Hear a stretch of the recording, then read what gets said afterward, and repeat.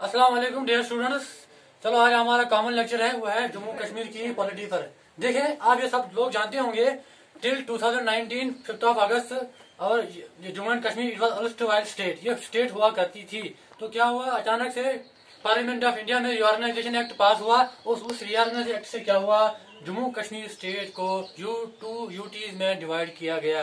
पहली यूटी क्या थी, पहली थी लद्दाख और जम्मू एंड कश्मीर, ठीक है। यानी कि इसको स्प्लिट किया गया लद्दाख में और ये जम्मू एंड कश्मीर में, ये अलग यूटी बन गई, ये अलग यूटी बन गई, ठीक है। तो क्या हुआ, लेकिन जो जम्मू कश्मीर है, जो यूटी इस वक्त मानी जाती है, इसमें इसको लेजिस्लेटिव असेंबली दी गई और लद्दाख में लेजिस्लेटिव असेंबली के बगैर रखा गया, ठीक है।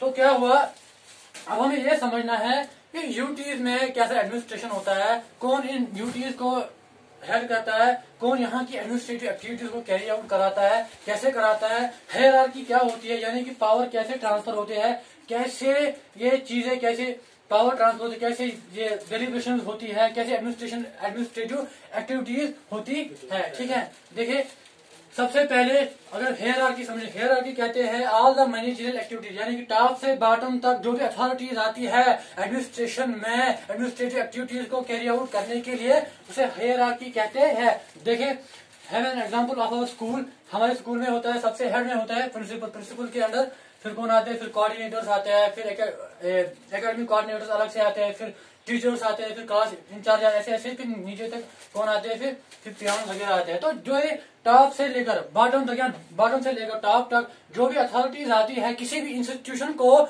चलाने के लिए, यानी कि एडमिनिस्ट्रेटिव एक्टिविटीज को चलाने के लिए, जो ये अथॉरिटीज आते हैं, जो सेक्ट्स आते हैं, इसे हायरार्की कहते हैं। तो चलो समझते हैं, यहाँ की हायरार्की को समझते हैं। हमारे जो यूटी है, जम्मू कश्मीर जो यूटी है, यहाँ की हायरार्की को समझते हैं, कैसे यहाँ का एडमिनिस्ट्रेशन कैसे काम करता है। देखिए, सबसे पहला जो हेड है यहाँ का, जो यहाँ इस स्टेट को चलाता है, सबसे हेड जहाँ से पावर इनिशिएट होता है, जो पावर ट्रांसफर कराता है सबसे पहले, वो है प्रेसिडेंट ऑफ इंडिया।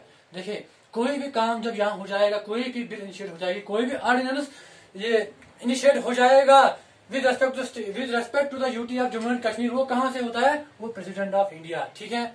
और हाँ, प्रेसिडेंट ऑफ इंडिया क्या करता है, उनका अपना यूटी में एक पेरोक्सी होता है, जो पूरे ये यूटी को कंट्रोल करा हुआ होता है, उसे कहते हैं लेफ्टिनेंट गवर्नर। क्या कहते हैं उसको, लेफ्टिनेंट गवर्नर, जो कि गिरीश चंद्र मुर्मू है हमारी इस टाइम, हमारी इस जम्मू एंड कश्मीर की, ठीक है।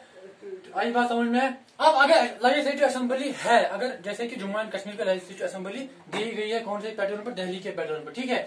अब अगर यहाँ पर गवर्नमेंट सरकार भी है, लोगों की तरफ से सरकार भी है यहाँ पर, तो फिर उसके बाद पावर ट्रांसफर होता है चीफ मिनिस्टर, ठीक है। जब चीफ मिनिस्टर के बाद आगे काउंसिल ऑफ मिनिस्टर, यानी कि कैबिनेट मिनिस्टर, जो कैबिनेट में मिनिस्टर होते हैं, उसके बाद यही आते हैं। देन आफ्टर कमिश्नर सेक्रेटरी, बाकी वगैरह प्रिंसिपल सेक्रेटरी जो आते हैं, जो इम्प्लीमेंटेशन और जो एग्जीक्यूशन करते हैं किन ऑर्डर्स की, ठीक है।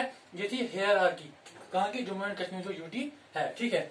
अब हम स्ट्रक्चर पढ़ते हैं। देखिए, एडमिनिस्ट्रेशन अलग अलग हमें कुछ कनोटेशन देता है, गवर्नमेंट अलग कनोटेशन होती है। देखिए, गवर्नमेंट लोगों से बनती है। जब लोग वोट करते हैं, एमएलए को वोट करते हैं, तो कहाँ पहुंचाते हैं, असेंबली में पहुंचाते हैं, सेक्रेटेरिएट में पहुंचाते हैं, यानी कि वो लोगों को रिप्रेजेंट करते हैं, ठीक है।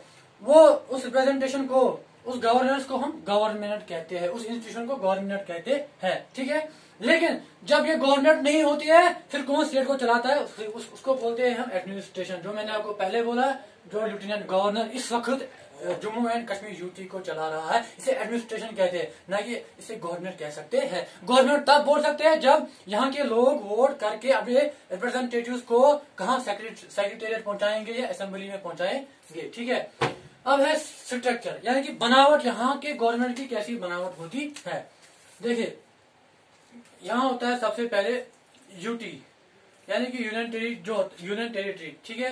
यूनियन टेरिटरी के बाद होता है, अगर गवर्नमेंट के बगैर फिर खाली यूटी एडमिनिस्ट्रेशन आएगा। क्या आएगा, अगर गवर्नमेंट के बगैर यहाँ का सेक्रेटेरिएट है, वो है खाली, उसको बोलते हैं यूटी एडमिनिस्ट्रेशन। जो इस वक्त चल रही है, जो इस वक्त हमारे जम्मू कश्मीर को चला रही है, उसे बोलते हैं यूटी एडमिनिस्ट्रेशन।